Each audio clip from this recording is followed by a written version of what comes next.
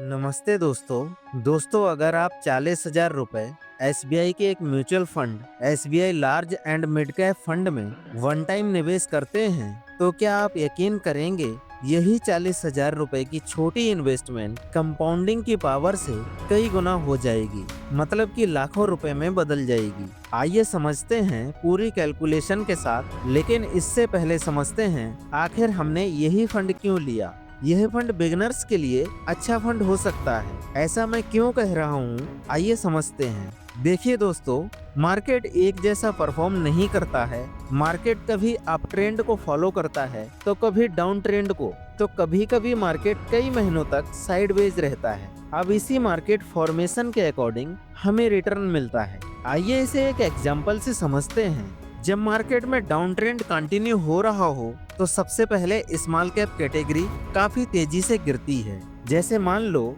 आपने small cap में 1 लाख रुपए की इन्वेस्टमेंट की और एक महीने में मार्केट 10% से गिर गया तो पॉसिबिलिटी रहती है स्मॉल कैप 15% से लेकर 20% तक गिर जाए। तो मंथ क्लोजिंग में आपके पास 1 लाख से घटकर 85,000 रुपए बचे हैं।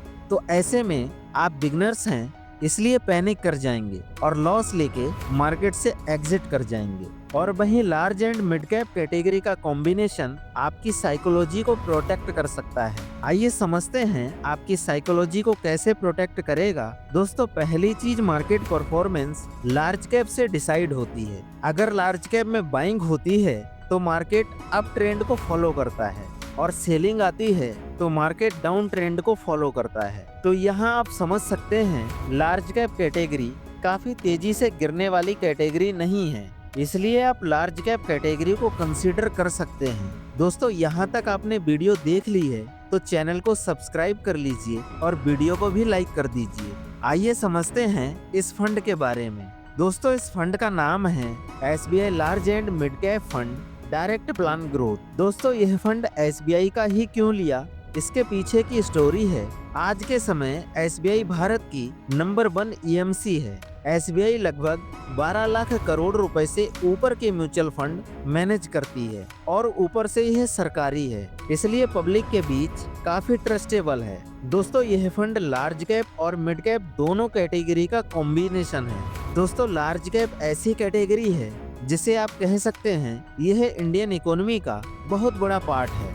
लार्ज कैप कैटेगरी का मिनिमम मार्केट कैप 20,000 करोड़ रुपए से ऊपर का ही होता है। इस कैटेगरी में देश की सबसे बड़ी कंपनियां शामिल होती हैं। दूसरी तरफ मिड कैप कैटेगरी है जिसमें ग्रोथ पोटेंशियल अच्छा है, रिटर्न अच्छा है। ऐसी कंपनियों के पास 5,000 करोड़ रुपए से 20,000 करोड़ रुपए का मार्केट कैप होता है।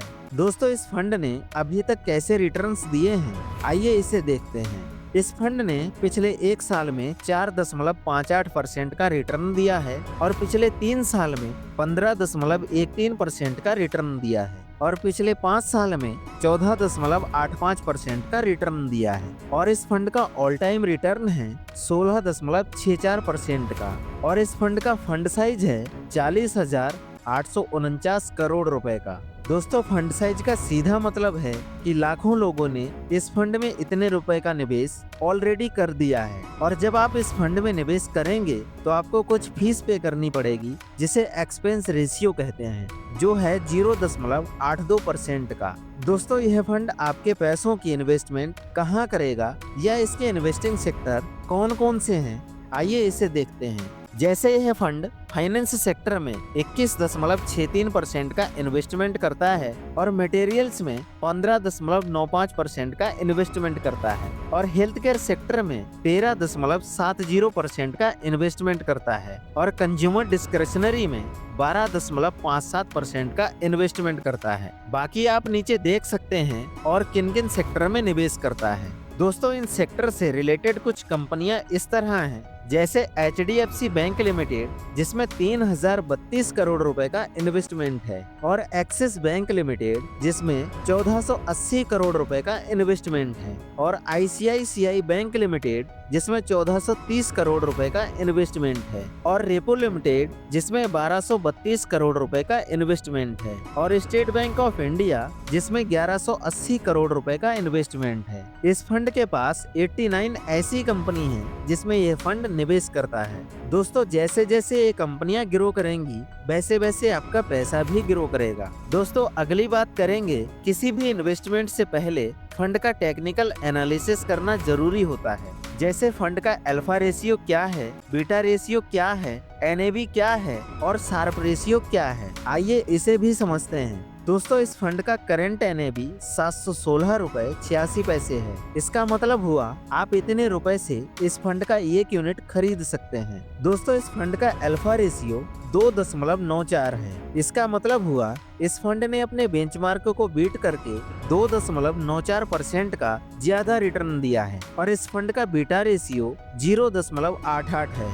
यह फंड की वोलेटिलिटी को बताता है कि फंड कितना वोलेटाइल है। यह 1 से कम हो तो अच्छा माना जाता है। दोस्तों, यह फंड की बेसिक नॉलेज हो गई। आइए अब चलते हैं कैलकुलेटर की तरफ। यहाँ कैलकुलेट करके देखते हैं, अगर आप इस फंड में वन टाइम 40,000 रुपए इन्वेस्ट करते हैं तो पावर ऑफ कंपाउंडिंग के साथ आपको कितने एक्सपेक्टेड रुपए मिल सकते हैं। दोस्तों, इस फंड का ऑल टाइम रिटर्न है 16.64% का। चलिए मान लेते हैं आगे भी यही रिटर्न मिलेगा, तो 40,000 रुपए से 10 साल में आपका रिटर्न बनेगा 1,46,438 रुपए, और फाइनल पैसे की वैल्यू होगी 1,86,438 रुपए, और 20 साल में आपका रिटर्न बनेगा 8,28,981 रुपए, और फाइनल पैसे की वैल्यू होगी 8,68,981 रुपए, और 30 साल में आपका रिटर्न बनेगा 40,10,283 रुपए, और फाइनल पैसे की वैल्यू होगी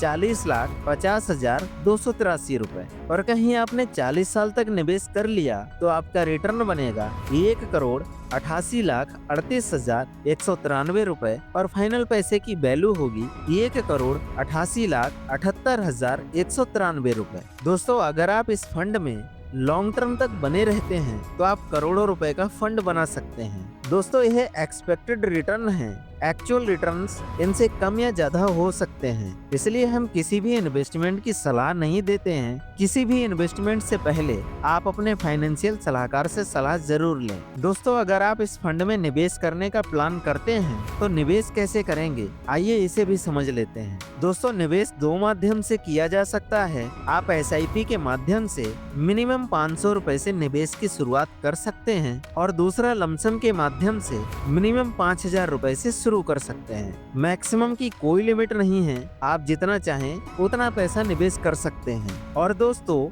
निवेश करने के लिए आपको कोई भी डीमैट अकाउंट की जरूरत नहीं पड़ती है। आप निवेश के लिए EMC की वेबसाइट या फिर किसी भी थर्ड पार्टी ऐप जैसे पेटीएम, ग्रो, एंजल वन आदि का इस्तेमाल कर सकते हैं। दोस्तों, फंड लेते समय आपको इन बातों का विशेष ध्यान रखना चाहिए। जैसे आप अपना टारगेट सेट करें, आप इन्वेस्ट किस लिए करना चाहते हैं। फॉर एग्जाम्पल, घर खरीदने के लिए, बच्चों की हायर एजुकेशन के लिए, एसेट्रा। दूसरा, अपना टाइम होराइजन सेट करें। फॉर एग्जाम्पल, आप लॉन्ग टर्म इन्वेस्टर हैं या शॉर्ट टर्म इन्वेस्टर हैं। अगर आप लॉन्ग टर्म इन्वेस्टर हैं तभी इक्विटी म्यूचुअल फंड में निवेश करें, और शॉर्ट टर्म के लिए निवेश चाहते हैं तो आपको FD या डेट फंड की तरफ जाना चाहिए। तीसरा, आपका रिस्क मैनेजमेंट क्या है, आप अपनी कैपिटल पर कितना रिस्क ले सकते हैं, उसी के बेसिस पर आपको इन्वेस्टमेंट करना चाहिए। चौथा, फंड का पास्ट परफॉर्मेंस जरूर चेक करें। पांचवा, पोर्टफोलियो में डाइवर्सिफिकेशन रखें।